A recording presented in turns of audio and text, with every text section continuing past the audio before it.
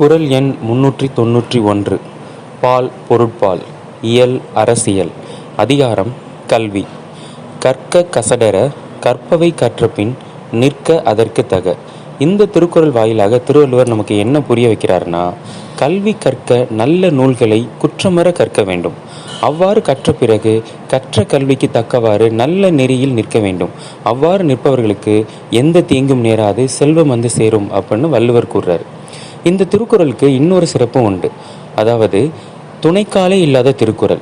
ஆமாங்க, நான் அப்படின்றது துணைக்கால், என் அப்படின்றது துணைக்கால் இல்லாதது. இந்த திருக்குறளில் துணைக்கால் இடம் பெறவே பெறாது. அதாவது கல்வி கற்ற சான்றோருக்கு எத்தகைய துணையும் தேவைப்படாது, அவர்கள் தாங்களாகவே சுயமாக இருப்பாங்க அப்படின்றத திருவள்ளுவர் நமக்கு புரிய வைக்கிறார். நன்றி, வணக்கம்.